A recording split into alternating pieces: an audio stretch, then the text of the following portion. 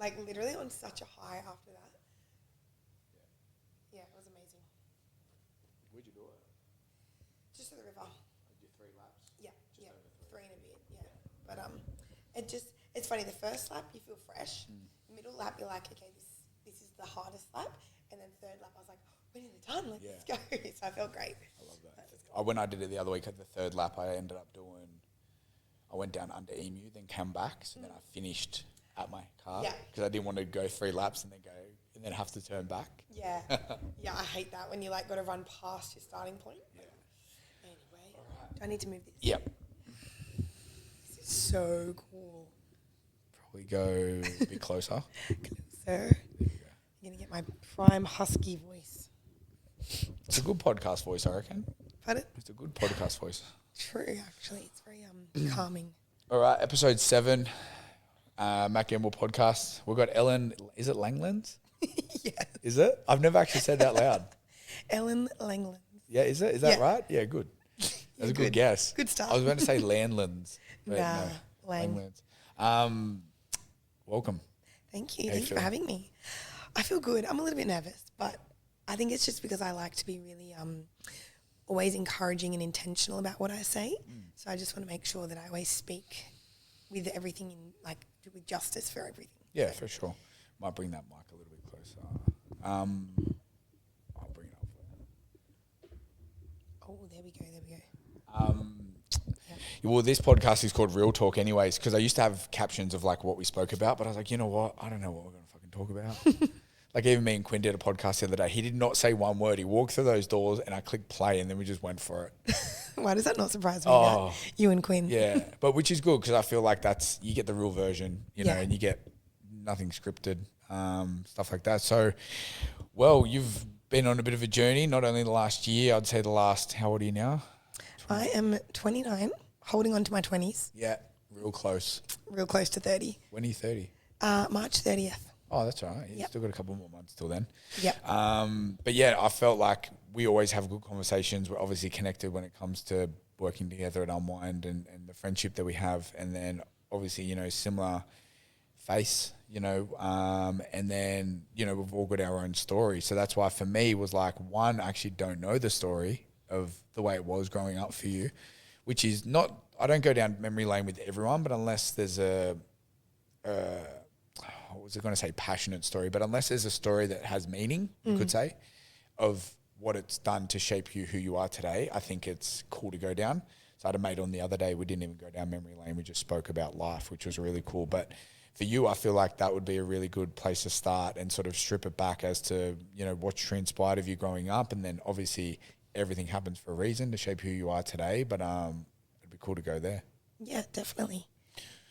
Where do we want to start?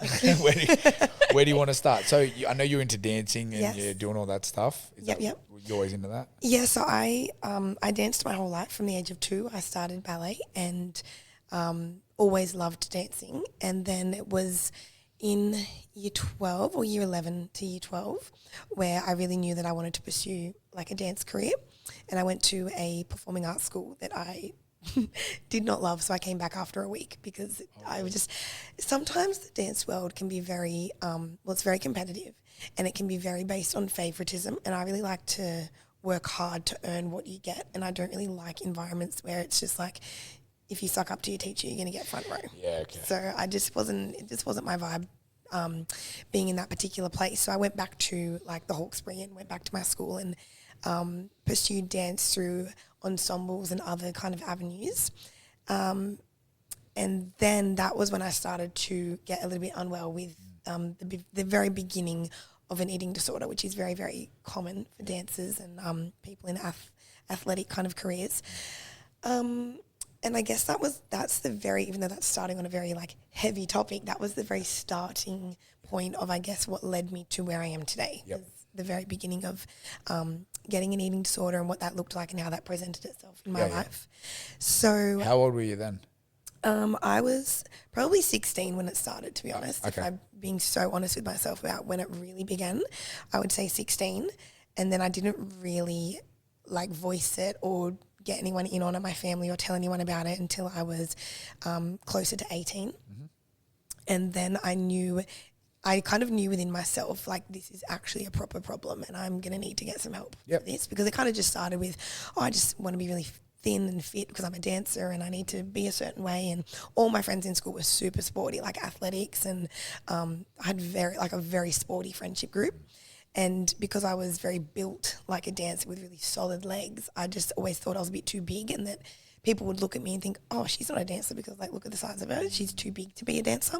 So I think that's where it really started, and I just started to really control what I ate to look a certain way to be considered a dancer. Yeah, and that age of 16 too, like, my girl's only 6 and 4, so thank God I've got 10 years. But like that age of, like, especially now with like social media and comparison and stuff like that, but a lot of emotions, a lot of hormonal changes growing up for females and stuff like that. I think boys, we just say it how it is, and if there's a problem or whatever. But like for girls, it's a whole journey, in itself. So, being that age, it's, a lot of girls go through a lot of stuff at those ages. Yeah, and it's not like, you're so right. It's not only the age where you're trying to, look a certain way and compare yourself to others, but you're also thinking about like the start of your career, like you're about to leave high school and you're thinking, where do I want to go and what do I want to, like, you're kind of finding your identity, like, who do I want to be known as and how do I want to portray myself? And I think there was also a lot of change happening in my life at the time in terms of just my personal life. And so I started to really control my health and my food, because it was the one thing that I kind of had control over at that point in time. Yeah. So it was kind of half dancing and half just a bit of a control thing to cope with things around me changing. And yeah, I guess I knew I wanted to go on and leave high school at the end of my HSC and go to a full-time performing arts college. Yep. So that was the goal, and I knew that I wanted to, be in my best shape as a dancer to pursue that kind of dream, that career, which I guess was a bit of like a double-edged sword, because it was what I wanted to do, but it very much then accelerated my eating disorder, and it made me really, I guess, it just made me so unwell, like going into a full-time performing arts college, because then you're completely surrounded by just comparison and dancing and that whole industry. So that was after you finished your HSC, you went there? Yeah. From So 18 to what, 20? Yes, I went to a 1-year college first and got a Cert 4 in dance, and I focused on like ballet contemporary. And it was an incredible school. Like, there were 3 very, very good schools in Sydney, and I auditioned for 2 and I got into both, but I chose one of them because it was more ballet focused and I wanted more of a technical, like, strong base, and then to move more into like the performing arts and the dancing, singing and acting.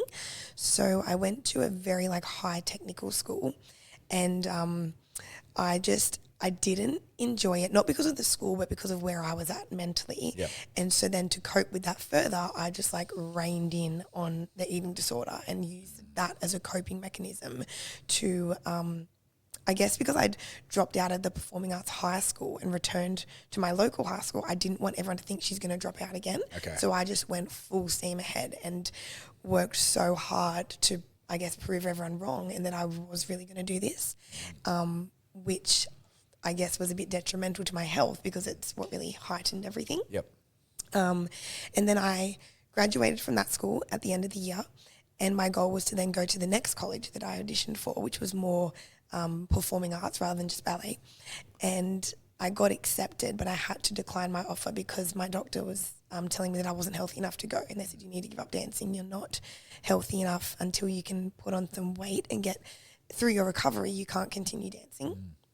And that was a bit of a scary moment because I hadn't thought about doing anything else. It was always just going to be, Okay. That's my career. That's what I'm going to do forever. So when I got told that I couldn't continue it, it was kind of a bit of a, I guess, a kick to start my recovery because I knew that I wanted to do this and I didn't want to let like having anorexia win and take me away from my dance career. Yep. So I called that college in the October when we were meant to send our acceptance letters and said, like, I'm sorry, I have to decline. And they said to me, we want to extend your offer until like December 31st. Send us an email by the end of the year if you can come or not. And I think just having like the directors of the college believe in me enough to extend the offer, it like really inspired me to want to change. Yep. So I did. Looking back, I probably didn't change at all in that time, but I really tried to start the process of recovery so that I could like prove to my family and my doctors, like, if you let me go, I will work on this. Yep. And so I went, and that was a 2-year advanced diploma in performing arts.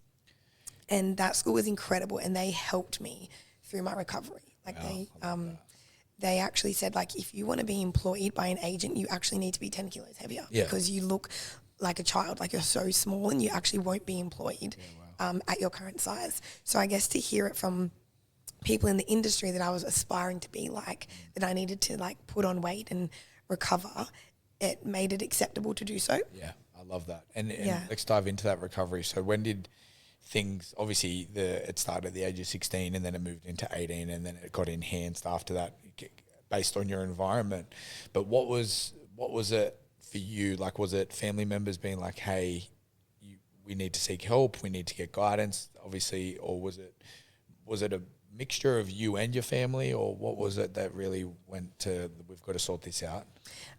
My family were incredible. My parents were amazing. My mum, especially. I had a few other dance girlfriends who also had anorexia, and they spoke of how they kind of had like the dance mum that was like, no, you need to be skinny.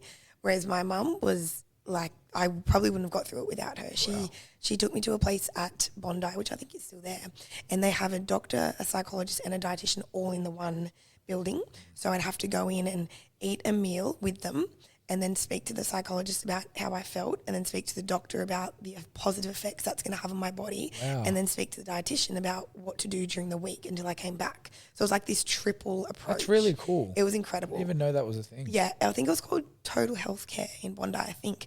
And that place just helped me so much. And Mum used to get the train from like Campbelltown, because she was at uni at the time, and I was at North Strathfield at my college, and then she'd pick me up, and then we'd go all the way to Bondi Junction, and then all the way back home on a Monday night, and we get home so late. But she nothing was too much trouble for her if it meant that I was going to like get help. So I went there for probably about 3 months and did a program with them. Did you notice the benefits from that? I did mentally, but physically I wasn't changing. Like, I was so small, and I didn't. What did you get down to?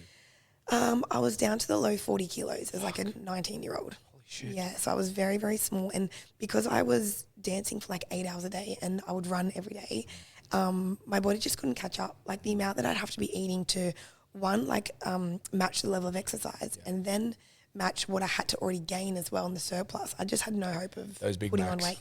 Yeah, there were no Big Macs happening. Let me tell you. Mum was like, Mum tried, but I didn't take them. Because trust me, I put on 10 kilos just looking at a cheeseburger. If you needed help and we were mates back then, I would have been your guy. You would have helped me. I was the guy that was eating all the extras at the family events. If they only had half a sausage roll, I would be eating the other half. So that's fine. You and me would connect real well because you would just give me all yours. Yep, I'll give you all the treats. Yeah. But it was funny because I'd think I was doing like so good because my mentality was changing. Yep.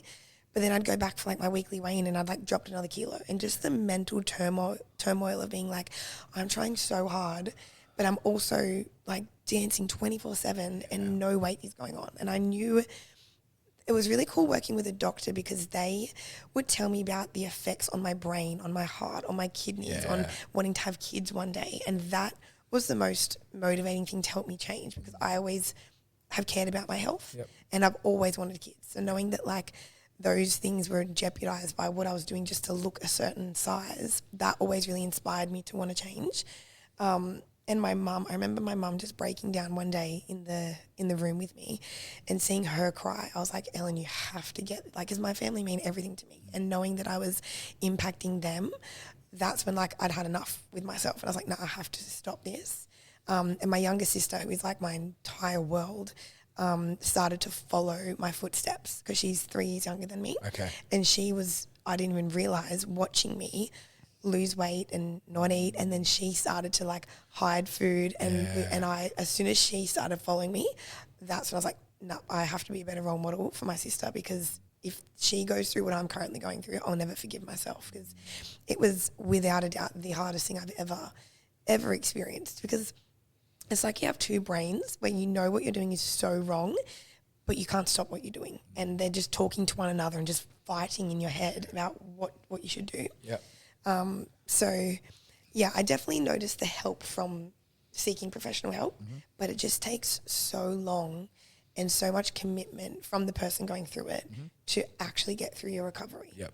So it was it probably was about 6 years before I recovered. Really? Yeah. Yeah.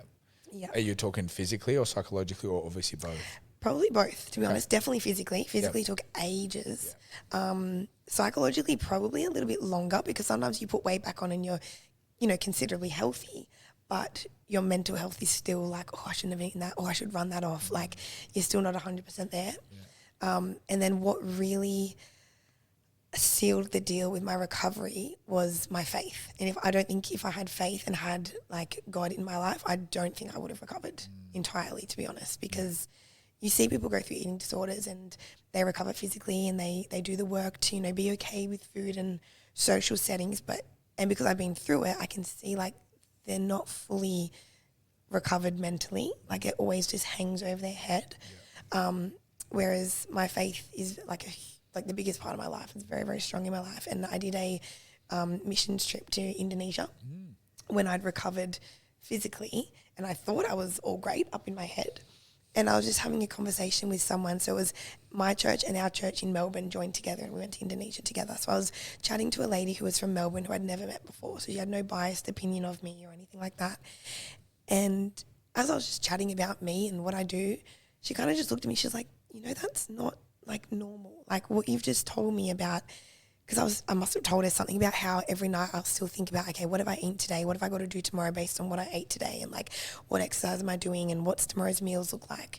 She's like, you don't have to live like that. And I was like, doesn't everyone think like that? She goes, no, like that's still an eating disorder, like hanging over your head.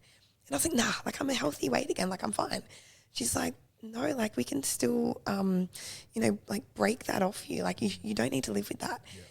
And I was just like kind of mind blown, because I thought this was as good as it was going to get. Yeah. Like, I'd been through my whole dance training. I was in a dance career now. I was working. I was successful, and I was a healthy weight. And I was like, surely I'm all good. And they did this really cool thing called, what was it called? It was some kind of deliverance, but I can't remember the name for it, where if there's anything that you're struggling with, and this is like in Christian faith, where like that's where my church was centered, you can go and 2 people will pray for you, and you just let like God bring you the answers to what's still troubling you. Yep. So you say, God, show me where I'm still holding on to X, Y, and Z.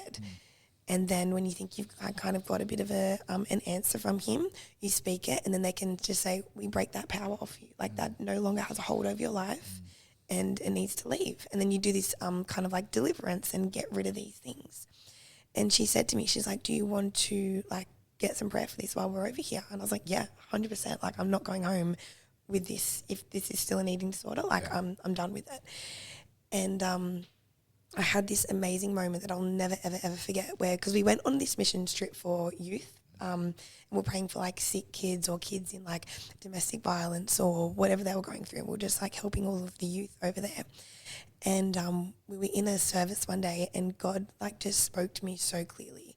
And he said, it was never my intention to make you sick, but once you were sick, it was my entire purpose to heal you. Wow. And I was like, I'm going to get healed from this. Like in that moment, I was like, and it just came out of nowhere. I wasn't, goosebumps.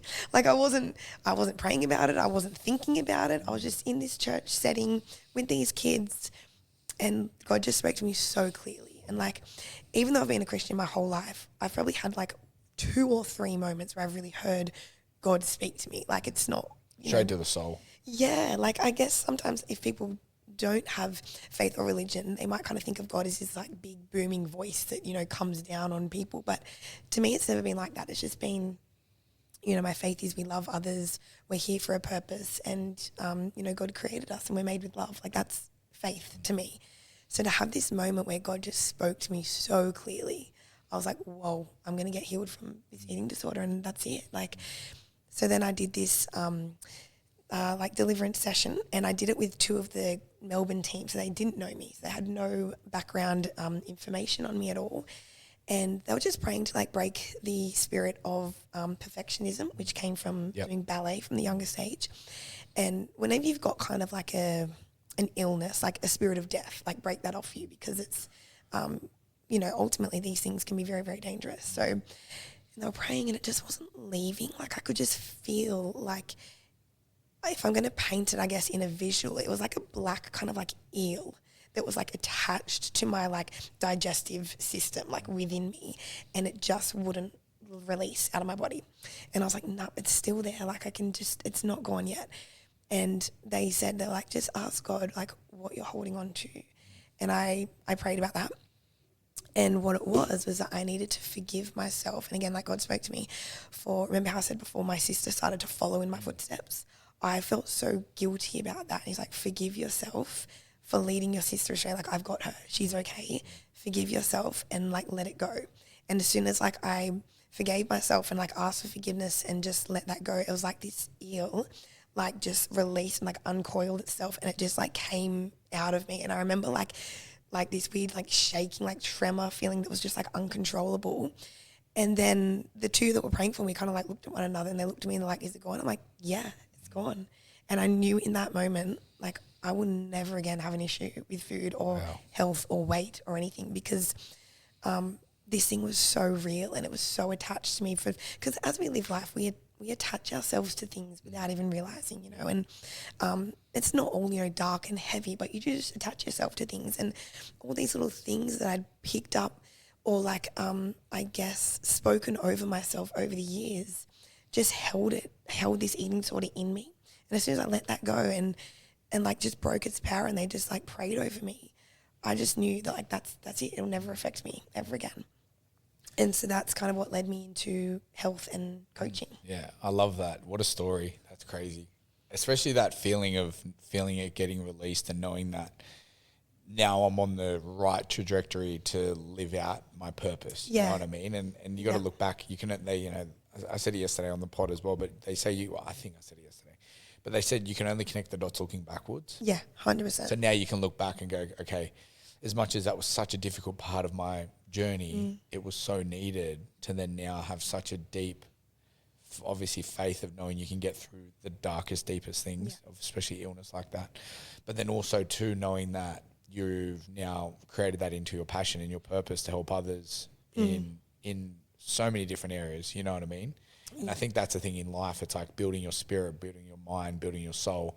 So even though you've gone on that trip, you still need to find that spiritual part of you to like obviously have faith of knowing that you're going to get through it. You become mentally strong, you become physically fit. Those three things alone, I feel like is just like, if I'm mentally strong, physically fit and spiritually aligned, I'm good. Yeah. Yep. I'm good. So it's cool that all those things entwined into this one process for you. It's not like it was just physical or mental, it was all of it. Yeah. Which is really cool. And you can see like when people go through anything, whatever it may be, but especially with like mental illness, I feel, you know, they kind of just partially recover and kind of get to the point where it's like, you know, things are good enough to live with. But I just knew, I'm like, this isn't good enough. This isn't my purpose. Like, I'm not meant to live with this forever. Yeah. Because I remember there was a moment, I was at my dad's house and I just thought to myself, like, I can't keep going like this. Like, this is when I was in the thick of the anorexia. But I thought to myself, I can't keep going, but I know I'm not going to end things. Like, I never was like, I'm not going to end like my life. Yeah. But I also can't carry on. So I just was stuck. I was like, I don't know what to do because I don't know how to recover. So, but you're right. Like, looking back on everything that's happened, like, I would never ever take that part of my life away, because it certainly has given me like just empathy for humans, because I never understood obesity until I went through anorexia. Like, as a child, I used to think, how can people get that overweight? Like, I just had no compassion for it. But once I went through the other end, I was like, it's just mental, like, it's a mental illness trouble that we go through that changes us physically, and like so many factors lead into a person being who they are. And people just look at the shell and go, oh, how could you let yourself get like that? But there's so much that we don't talk about or we don't show other people. And since being a coach, having been through an eating disorder has made me connect with clients on such a deeper level, because I can look through like their facade and go, what's really going on? Like, do you need a chat? Let's talk about like what's happening under the surface here. And I wouldn't change that for the world. Like, it's really changed me into a person that I want to be because of what I went through. Yeah. And when did you want to become a coach? Like, when did this process click into gear? Well, it's funny because after my first year of full-time performing arts, when I was told I couldn't dance anymore, I wanted to become a coach. But back then, it was so that I could always stay thin. I was like, if I become a PT, I'll always stay like this and I'll be fit forever. And so I fully went through the process of applying for my personal training college. Where'd you do that? I went to Australian Institute of Fitness in Parramatta. So I went through the whole process and I went in for the interview, but something in me knew I wasn't doing it for the right intentions. I was like, I'm only doing this so that because I'm scared of getting fat. And if I'm a PT, I'll never get fat. And I knew that that was my intention, Yeah, wow. right? So I just knew, I'm like, Ellen, don't do it now. Like, go back to dancing. And then, so I graduated after 3 years total of dance college. I worked in the industry for another, 3 years as a full-time performer. And then I realized that if I wanted to be really successful in performing, I'd either have to go overseas or leave my family. And I just didn't want to. I was like, if I'm away from my family, I'm not happy. So I don't want to do a career that's going to take me elsewhere. So then I decided to transfer over to coaching because I wanted to help people. And I went back to Australian Institute of Fitness, did the whole process again of applying and going for the interview. And then I knew within me, I'm now doing it for the right intentions. I'm doing it because my entire drive as a coach is to help people not go through what I went through, and just help them with their health, because I've had an experience where I was the unhealthiest I've ever been and on the brink of just being so broken. And I just don't want people to go through that. So when I went back in to be a PT, I knew, I was like, oh, this is now the right reasons and the right time. Right. Yeah. How old were you then? I was 23. Yeah, cool. Yep. So I did college for personal training, and then I always wanted to go to uni because I'm a bit of a nerd. I love studying, I love reading, I love all of that. And I wanted to go fully into a complete university degree, but I decided to just do the PT course and start working in a gym and just get that hands-on experience. And my one of my bosses at the time, I spoke to him and said, do you reckon I should, work part-time and go to uni? And he said to me that you'll learn a lot more on the job with real people as your real case studies. And he said, because you've got a passion for learning, you won't stop learning. Yeah. If you go to uni, you're going to put yourself back a little bit in the practical kind of sense. So I thought, okay, I'll trust that opinion for a little bit. And then if down the track I want to do it, I'll do it. And it was actually such great advice, because I have since done so much self-research and self-learning that's got me to where I am now with my mobility business. And yeah, I'm really grateful that I actually never took a step out of the industry to go back to uni. Yeah, I remember my mentor said that to me. He's like, Mark Rich, he goes to me, you can continue on doing more courses, or you're just going to learn more on the fly. And I remember I learned way more off him than I did in my studies. Obviously you learn the base of what you need to know, but I remember learning so much just being inexperienced, because it's service with people. You got to learn how people operate. You got to learn how people are as people, how to talk to certain people. Yeah, you know what I mean. And then the knowledge obviously comes with it. But I can most definitely resonate with that you learn more on the fly. In there doing it than actually doing your course. And you learn. I wasn't ready for this. You learn so much about people skills. Being a PT is 90% people skills and 10% writing an exercise program. And you need to just know your shit. Yeah. But then you know how to work. And you need to know how to implement the same program for such different personality types. And I was a really shy teenager and young adult. And I feel becoming a coach just really helped me to just grow into someone that's confident, not cocky or arrogant, but confident in being around people. I just love being around people now. And whereas before I was always I can't say that, I'm too shy, I'm not going to talk to that person. So it really opened you up as a person. And especially the other week when we had 32 girls in here doing hot abs and glutes, you just got up and was yep, cool. And then you just took them in. You need to have confidence in knowing who you are, but also knowing your stuff in this field to be able to take those girls so confidently into the room and do the workout with them. And they had an amazing experience. Was FTP the first kickoff? Yes. Yeah, because Geordie said, when Geordie was just in before, he said that he was there early days with you. Yeah, that's right. I forgot that I used to train Geordie there. So yeah, I got a job at FTP, Functional Training Playground. And it was funny because when I first started there, I knew it was exactly the type of gym I wanted to work in, because it's very family friendly and everyone there was just such a good person. There was no egos, no competition. It was just lovely people. And it was fun. And my goal was, and I was so open with the two owners at the time, and I was like, my goal is to work here for a year and then I want to open up my own business. And I'd been to probably like 6 other interviews in gyms. And when I told them that, every other interview was like, well, we don't want you because you're just going to learn everything and then go and be our competition. So like, no. So nowhere gave me a look in at all. Where else did you look? I went to like Vision. I went to a Plus Fitness. I went to one out at Richmond. You go G3. I didn't come to G3. That was next. That was next on my list, I swear. But yeah, I went to them and I was like, look, I'll just be so honest with you. I'm probably going to give you. So you wanted to open up your own gym? Yeah, I wanted to open up my own gym, and I wanted it to be like training. I was going to have a creche for my sister because she's in childcare. So I'm like, you can run the creche, and I'll do like dance fit classes because there's nowhere that adults can go and dance in like a non-sexual way and just have a good dance, like learn jazz and learn tap as an adult. I was like, I need to make like a gym, dance studio. I mean, I never did it. Zumba? Yeah, but still, like, I wanted to teach people, like, how to do ballet. Like, say if you said to me, hey, Ellen, I want to do some ballet. I'm like, yep, come to my studio. Like, it's so cool. Whereas you can only really go into, like, Sydney Dance Company or those big, like, really, like, professional places. So that was my goal. I wanted to kind of combine everything in one. But I reckon 3 weeks into working at FTP, I was like, this is my place. I love it. Like, and I was like, I'm never leaving. This is what I wanted to do. Yeah, I love that. So I fell in love with the gym and the people, and I was there for just under 6 years. Yep. And I loved it. Like, some of the happiest moments of my life were spent inside that community. And how old were you? You would have been 20 to... I was like 23 when I 23 to started. 20. Yeah, wow. Yep. So even that in itself, like those years are the years. Like I remember growing up between 22 and say 28, I was like, yeah, fun times. Yeah. And before FTP, I guess because I'd gone through like the anorexia from the age of 16 to like 20s, I didn't socialize. So I had no friends. I had no social circle. Yeah. My 2 sisters were my best friends. I mean, they still are, but I had nothing outside of family. And I remember saying to Mum, like, how do I meet people? And she was saying to me, maybe you need to join like local groups, like a walking group or something, because I was like, I just have no one socially in my life. So if Jem pissed you off, you just had to put up with it. To be fair, she never has because I love it. But yeah. Never. No, me and Jem have never had a fight. Like, ever. And everyone's like, surely you fight with your sister. Literally never. No, her and I just... Have you annoyed her?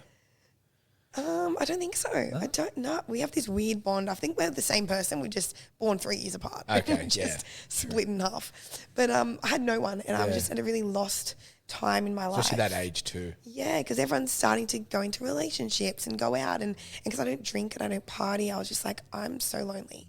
And so I joined, I started working at FTP. That really would have filled a hole. It just it fulfilled everything I needed. Like all of a sudden you've got like 100+ people in your circle. The coaches became like my best friends, and I had the best time.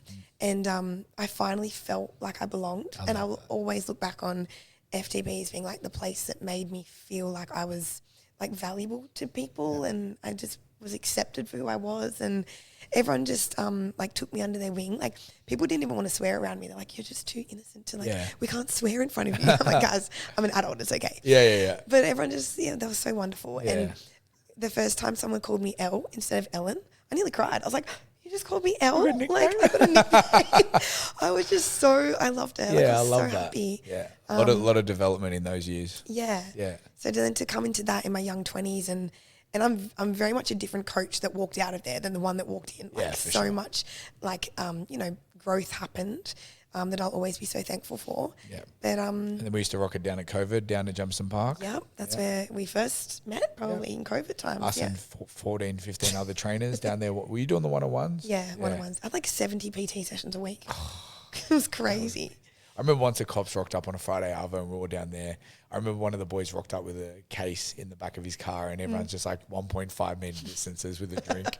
And it was just like, oh, wasn't that a trip? Because one of the Tesco boys would have the speaker. Yep, that's right. And then everyone would just get rid of their speakers because we just had one big bopper for the whole place, and then we'd call out mixers to play. And I actually didn't mind that part of my life. Yeah, you know I speak very, very respectfully about this, but I loved lockdown because it was like everyone just came out to the park and trained, and if I'd been locked up at home, it would be in a very different situation. 100%. But it was so mentally healthy to just stay around people. Yeah. And like you got to watch every sunrise, every sunset, just out there all day. Mark Murphy's got the shits because he's like, "You're all down here now. Where were you before that?" Because that's before was he had his his space. gym. That was his space. Gemma Park was his. We all took it. We all took a spot on his. We all took a court. Yeah, that was like but that was when my awakening happened, was during COVID. Like everything, you know, it was what it was. Like, you know, I remember just going, I'm just going to really lock in and just do the best I can. You had to go back to your practices. Yeah. Prayer, meditation, reading, going We had for nothing walks. else to get us through. We didn't know what would happen. Or you can just sit on your phone and scroll. Like, Yeah. it's up to you. Like, it really made you make a decision. Like, Yeah. no one had work to distract themselves, which I think I know for me, work is really good for me mentally, because I can just put my phone away. I can focus on the members. I can focus on cleaning here or being here with everyone. So I feel like work is a really good, positive distraction if you do have things going on. I know through G3 alone, the deepest, darkest shit I've gone through has been showing up for them and not making it about me for a little bit. And then I just noticed my shit just goes away. So I noticed that like people use workers for that reason, and obviously financially and stuff like that. But it was a crazy period that I'm like fucking, I was G'd up. I was, and probably because I had a gym as well, so I thought I would just get really jacked before everyone else, because everyone's buying home gyms and waiting for it to get delivered. I had so many best friends during COVID. I had a guy from primary school reach out to me. Really? He goes, "Hey bro, how you been?" I'm like, mind you, I've not spoken to him about 15, it would have been 20 years, because I was, maybe 15, 20 years. Yeah. Hey bro, so I had him on Facebook. He's like, "Yeah, let me know if you ever want to catch up." And I'm thinking, why does this guy want to catch up? I haven't seen him since year 6. And then he's like, "Oh, let me know if you want to do a session at your gym." And I was like, I said, "Yeah, we can, but there's $7,000 fine. You can, if we get fined, it's on you." Yeah. He's like, "Yeah, don't worry about it." Yeah, I was like, "Bro, like, don't." So I'd like test people. I'd be like, "Oh, we'll go walk the river first." Yeah. They're like, and if they walk the river with me, then I'd sneak up there and do a session with them. But I'll put black mats over the windows and stuff like that. Like, it was such a crazy It was period. a weird time, wasn't it? What the fuck? Like, anyway, that's a whole different. You know what's so cool, like how you said before, when you look back and connect the dots? Like I met you, I met the Tesco boys, all of these, Mark Murphy, I met all in COVID, and I work with all of you now. Like how many years later? Wow. And like that's so how I met true. Christian and Clay. I met Mark there, and now I do mobility at Fit, work at Tesco, like all these connections. And years ago, I never was leaving FTP. Yeah. So I wouldn't have thought, I'll meet these guys now to build a connection so that later down the track I can work with them. Wouldn't have thought that at all. And that's where your faith comes in, of like just knowing that it's all paved, and you just got to follow the footsteps, and you just got to do your best. And that's where, for me anyway, I noticed that I just really let go and surrender. And I think that's been the biggest thing in probably my journey, is just letting go. Because I remember opening G3, I was so attached. Like everything had to be a certain way. And then force, fight, scratch, crawl to make it be a certain way. And then now it's just like, it just is what it is. Like I just roll with it. I'm positive. I'm open. I've got faith. And how many times have we felt when, like, it's never not worked out? You know, you always get carried. Like it's there's a power out there bigger than you and I controlling this whole thing. So why don't we just leave it to them? I think that's so true. And like when you have faith, it doesn't mean that things are easy or that you feel okay every day of your life, but you always know that it's going to work out, you know, and you might not know what that looks like. And when I eventually did realize it was time for me to move on into my own business and I left FTP, I had no idea what I was going to do. And it was funny because I used to always, you know, say my prayers every night and give God everything. I was like, I give you everything in my life, but not FTP. That's mine. Don't ever take me away from it. And I used to hold on to it, never surrendered it to God. I was like, nope, I want to be there forever. Wow.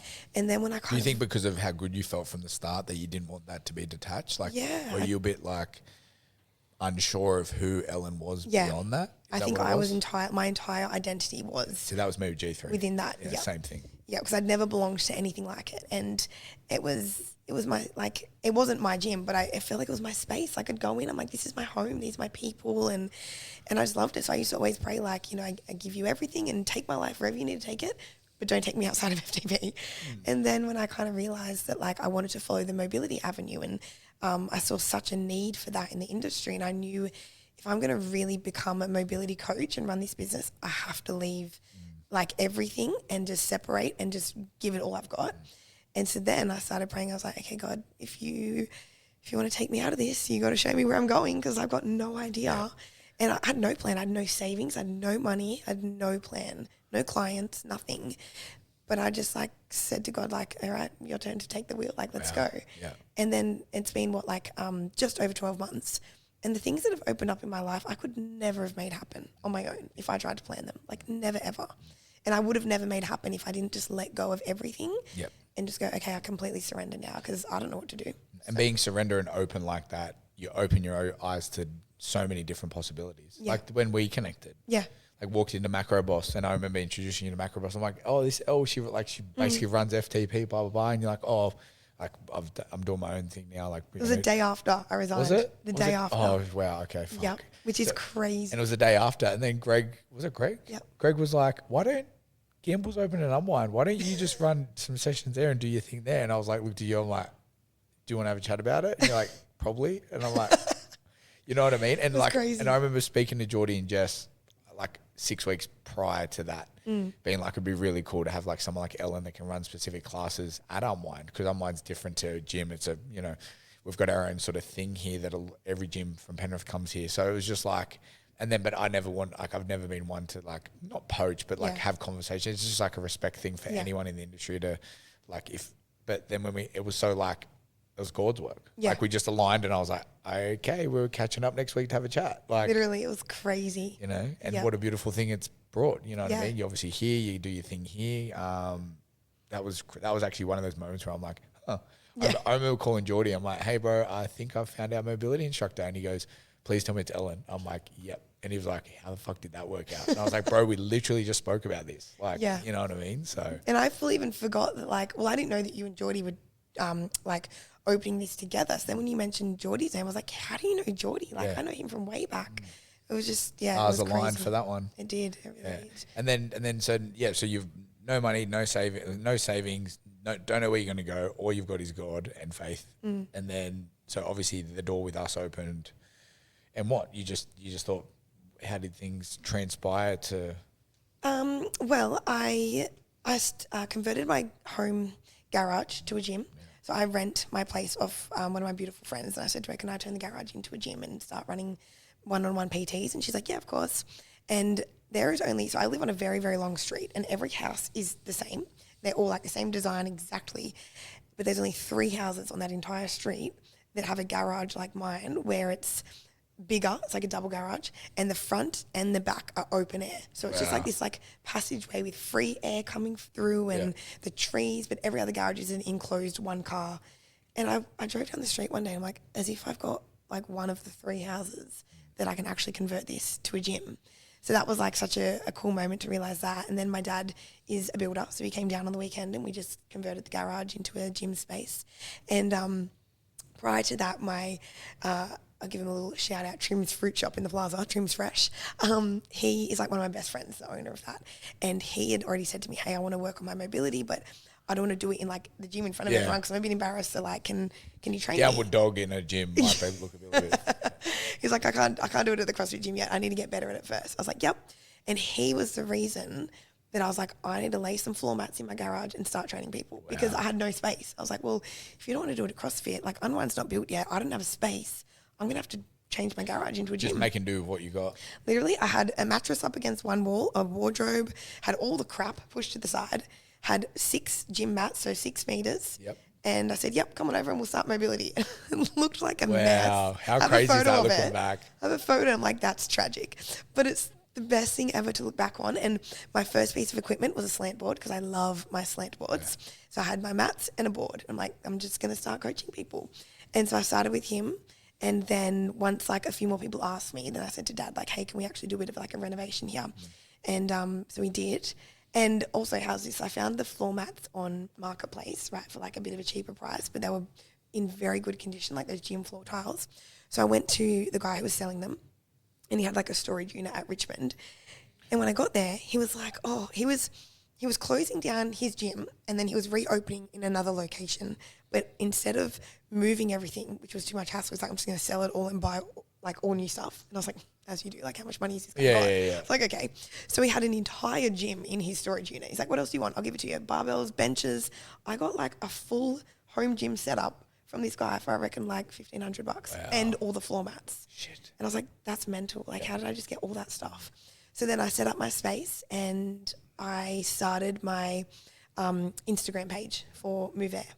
And I just started posting, and then people would message me. And in the beginning, it was mostly like friends and clients who already knew me, who wanted to continue like their mobility training.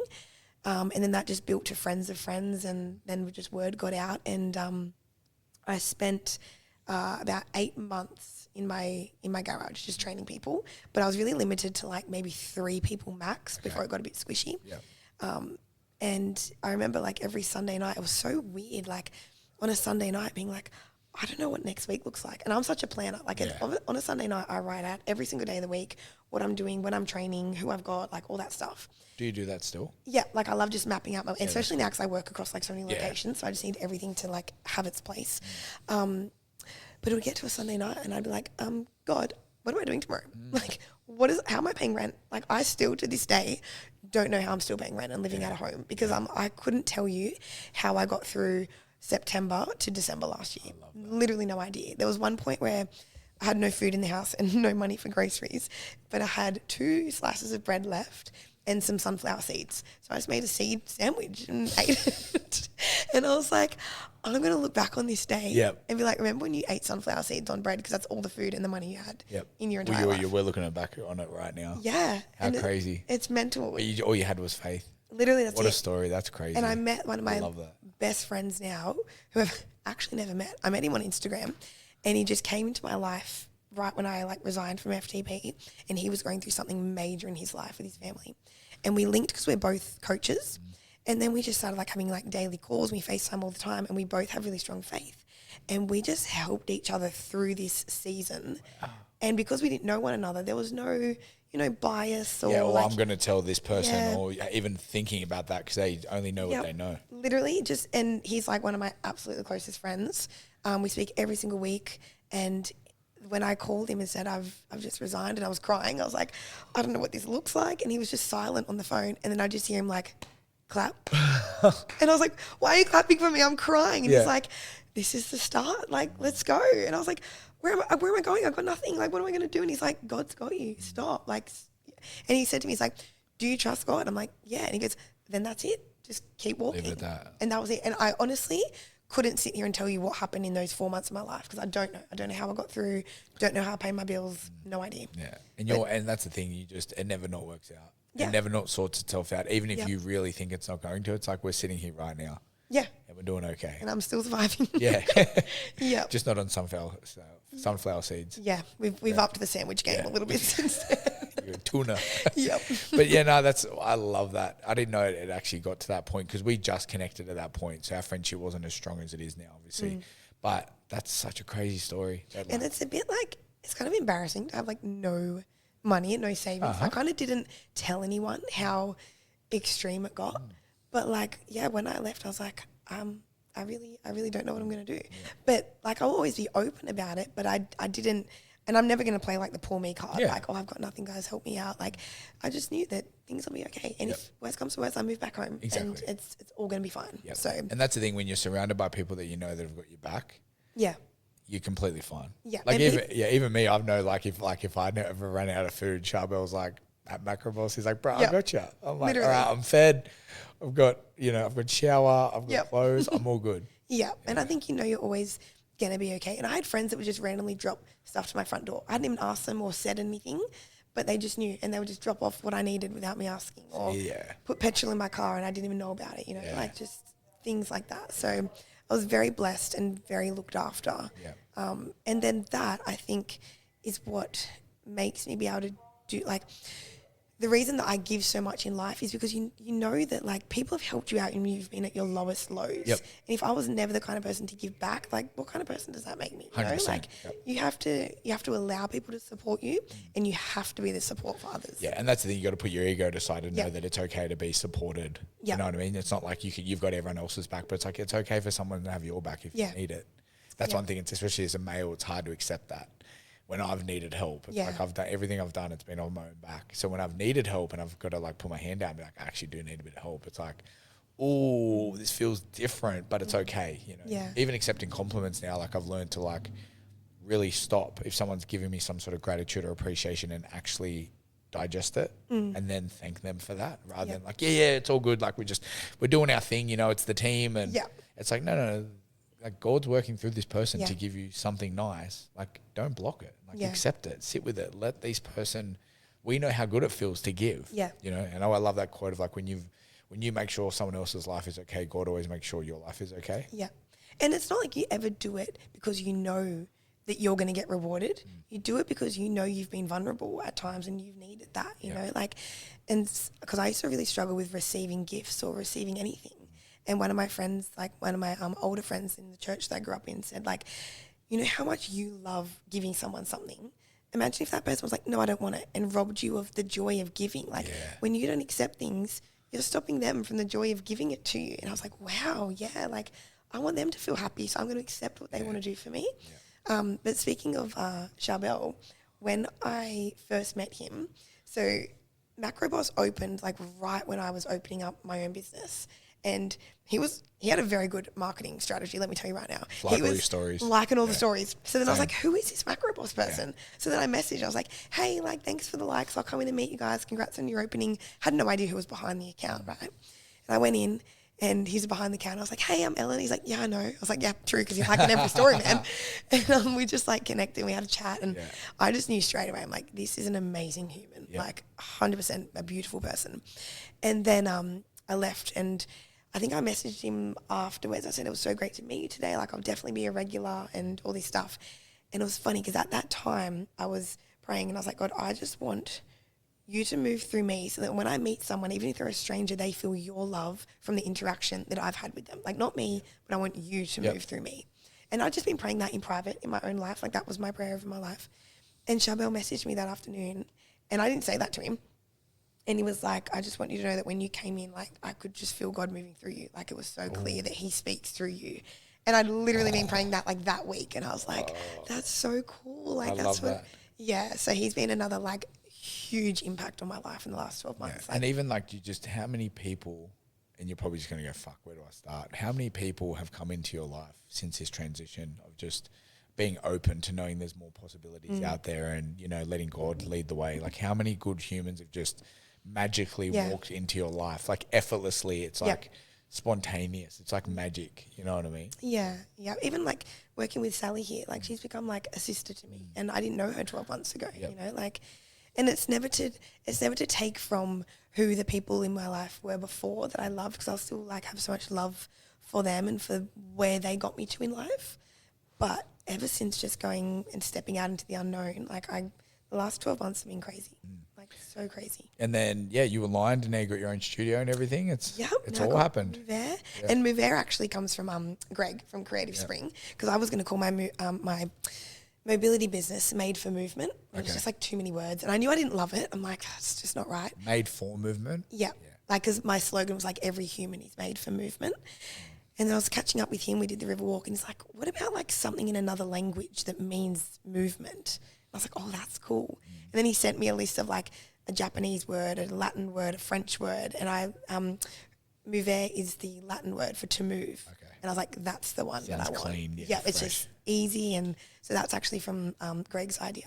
But yeah, then I opened Mover, and then 6 months down the track, which was June this year, because I started coaching at Tesco in January this year. The boys said to me, do you want to take over the upstairs space and own a studio and run your classes? So it's only been since June that I then started running like group classes and just built a whole timetable around that. And just the people that's brought into my life is crazy. Yep. And it's just it's just like another chapter in the book of like where you're at now. And so it's like, it's insane to see where you were, say, 18 months ago to now. It's just like, that's where like now at the start of each year, I don't know, probably for the last 5 or 6 years since I've been on this self-development journey, I just like, I don't know, at the start of everyone's like, what are your goals? What do you want to achieve in the year? I'm like, I don't know, because I don't know what, like, I'm just very, as long as I can stick to my values and my morals and stay a good person, be consistent in that realm, help people, be at service, share love, be the best version I can, you know, be present with the girls. Like, as long as I can stick to that, I'm happy for God to just do his thing. Yeah. Like I was on a podcast the other week and this girl said to me at the end, like, what, like if you could ask, like, she goes, what's next? And I'm like, in regards to what? She goes, life. Like, what's the next thing? I'm like, I have no idea. And I'm okay with that. Yeah. Like I'm just accepting what is, and I'm just let everything play out the way it's supposed to. Yeah. As long as I can just continue on being who I am, the external world just does its thing. Like Yeah. when you've got that really good relationship with yourself, you talk healthy to yourself, you stick to your practices, you build confidence, you be compassionate, but then you're a leader and you're strong and you learn all this stuff about yourself. The external world is like, not, I'm not going to say it's irrelevant, but it just does its thing. And I'm just like, even me, I'm like, okay, cool, we're going over here. Like even me and Greg with the schools, like he came into Unwind and we had a chat about working at schools. A week later, we had a logo, we had a shirt, and we're in a school. And I remember doing the talk at the school, and I'm like, in my head, I'm like, a week ago, we just spoke about this. Like, how quickly do things just move? You know what I mean? So When you're open to them and and to be honest, that's what I find probably the hardest thing about being a business owner is that I'm not business or goal or money driven at all. So people have said to me since starting Move Air, like, what's your goals? Like, where do you want to go? And I'm like, I don't know. Like, I just want to help people, want to do mobility, and God's writing my story, not me. Like 18 months ago, I wouldn't have thought I'd be sitting here with all of these avenues in my career open. So how am I supposed to know what the next 18 months looks like? You know, and I ran this morning with a friend, and we just grabbed a coffee afterwards, and I was saying to him, like, I love that, like, you know, we did a run and we're sitting here and it's a beautiful morning. Like this is being rich in life. I could not care less what car I drive or if I own a house ever or if I rent for it. Don't care. If I died tomorrow, I'm so happy with the people around me and what fulfills me. Like that is it. And we're in a very fast-paced world these days. It really glorifies success in like a monetary form and like what's next and what have you achieved and what can you do. And it's like, as long as you're doing something that makes you happy and builds other people up, our entire purpose on this earth is to make other people feel better about themselves, about life. And as long as you've woken up today and done something to help someone else, then you're successful. You're good. Yeah, that's it. And that's the thing. Even I had a mate not long ago, he said to me, you know, you run all these businesses and like, you know, I need to start a business. I said, bro, and we were walking, and I remember I fully stopped because I wanted the walk to be like, I like to just walk and go, but I actually just stopped in my tracks, and I turned to him and said, bro, do you enjoy your job? He goes, yeah, bro, I love it. I'm like, you're too IC. I go, when you leave work, do you think about work? He goes, no, not really. I said, do you enjoy just going home being with your family? He goes, yeah. I said, well then that is everything, bro. I said, don't think that because you don't have a business that you need to be something. I said, trust me, sometimes running a business is not fucking easy. Like there's all the shit that comes with it. So don't think you're not abundant by the position that you're in because people run businesses. Like it's completely fine, bro. You're living. Like be grateful for where you're at. You know, I don't know where I was going with that, but I remember just him saying that. I'm being like, don't get it twisted. Like, especially with social media and stuff like that, it's very easy to compare and think, why don't I have a business? Why aren't I doing that? Why don't I own something like that? I feel like Instagram has really enhanced that for people. But I think a lot more people are coming around. I feel like social media is a lot more people are starting to become vulnerable, starting to become open. Like I know people aren't going to only going to post their highlight reels, but even conversations like this, you know, how many people have said, you know how nice it is to just hear real people having a conversation about life. Yeah. Exactly what we're doing here. You know what I mean? Like the fact that we're here, it's 1:40 on a Tuesday and we're having a conversation. Like be grateful that you got an opportunity to just have a bit of free time. You know, time is something that doesn't stop for anyone. Money comes and goes. Time, it's like you need to be present. You need to enjoy. Like I love that you look after your sister's kids on Thursdays, and that's just a day for you to fully slow down. You know what I mean? Or speed up, however you want to call it. Speed up in different ways. Yeah. When she like first asked me about that, she's like, oh, but you'll lose a whole day of work. I'm like, I get to spend a whole day every week with my niece and nephew as they're growing up.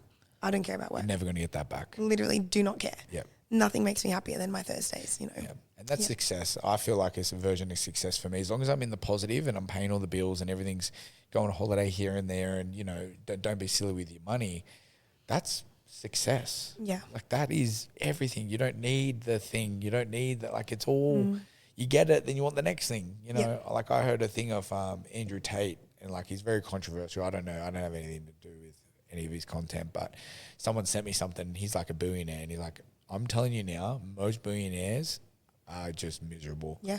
Because they have all the materialistic stuff. They've got the boat, they've got the yacht, they've got the car, they've got the house. Then they get a bigger one, and then they get the biggest one you can get. Then they want to buy power. Then they try to buy power. They want to get into politics, or they want to get into owning people, like, and it's because it's like you're just on this dopamine hit of trying to get the next big thing. Yeah. Not grateful for what you've got. I feel like my dopamine hit is like, how fast is my next run going to be? Yeah, yeah. I don't care how much money I make. How fast am I going to run? Yeah. And then like, you know, Yep. you've got food in the fridge, you got your sandwich, seed things, whatever you eat. But like that, I love that you say that because it is. I had a girl reach out the other day and she's like, you know how grateful I am to listen to this podcast and be so blessed for my life. I didn't realize how amazing my life was until you started talking about looking at your life and being like that's the first thing I do. My feet go on the ground. The first thing I say before anything, I thank you for my faith, thank you for my family, and thank you that I'm here today. Like that's it. That's it. Because it's so important to just wake up every day, like, and realize that you're alive, you know. And I used to be like, and I still am, like, very, very positive around, like, you know, there's something beautiful in every day. And then I went through a really hard season in 2023. It was a very hard year. And I was like, oh, maybe I'm really insensitive by saying that, because when you're really going through it, sometimes you don't want to look for something nice in your day. But then I was like, no, I'm going to keep being that person because it might just be what someone needs to hear, even in the really, really dark moments. Like I always find it in nature, like there'll be like a beautiful sunset. Or I remember walking once to Nepean Square, Nepean Village, where Kmart is. And the ground was like covered in litter. It was filthy as, the pavement was dirty. There was like trash everywhere. But there was a jacaranda tree and there was a sunset shining through. And I was like, 99% of people would be looking down, looking at the rubbish, the ground, the ibis gross birds on the ground, picking at the rubbish. And I just looked up and saw the sun through the jacaranda tree. And I was like, whoa, that is beautiful. Yeah. And like, you need those moments, you know, that's what you got to look for. And that's life. And that attracts more good things. Yeah, you know? 100%. Yeah. Gratitude is most definitely something I lean back on.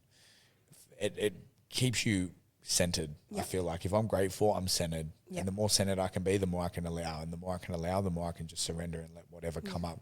So I love that. Now, beautiful chat. Hour. How good's that? How do you feel? I feel good. It was way more like just relaxing Yeah. than I thought. I don't know what I was stressing about. Yeah. Now, once you get talking and once you get going, things are sweet. I thought you were going to grill me with 21 questions. I had no questions. I just wanted to hear the story. Anything else you want to tap into, or you feel? No, I think that's it. I think you'll leave the guests with something. Bit of Ellen sprinkle. I think I just want to remind people that they are valuable. Like, no matter what, no matter, every human being is worthy. And like, don't ever go through life thinking you're not enough for something, or you don't do enough, or you don't earn enough, or like, you are enough. The whole reason you were born makes you, the fact that you were born makes you enough. Yeah. And like, what makes that, I guess, really, really easy to digest is when you think about like a baby that you love. So say my baby niece, she can't do anything for me. She can't work. She can't make me lunch. She can't do anything. And I adore that child. Yeah. And she can't even do anything. So like, every human being is worthy. And that's what I want to remind people, because when you start living your life knowing that you are enough, you live your life differently. So I think that's what I want to encourage people to remember. That. What I could tack onto that is like that relationship with yourself is everything. Like when you realize you are enough and you start talking nicely to yourself, because people just talk down to themselves all day long. Like, you know, and I've gone through that phase. I was a big kid growing up, and I remember just having that voice just fucking at me, and it just kept me in the corner. And I was like, I'm not going to live like this anymore. So then you start taking action, you start putting practices in place, you start to become disciplined. Then you start to become motivated, then you start to see change, and then you start to feel really great. And then you start to go, you know what? No, fuck that. I'm going to have a good life. I'm going to do something in this life. I'm going to make, you know, my life better and mean something to me, you know? So little things like that, I feel like, you are enough is a powerful thing. Yeah, for sure. Good chat, girl. Thank you. Done and dusted. Episode 7. 7. Over and out. Until next time. See ya.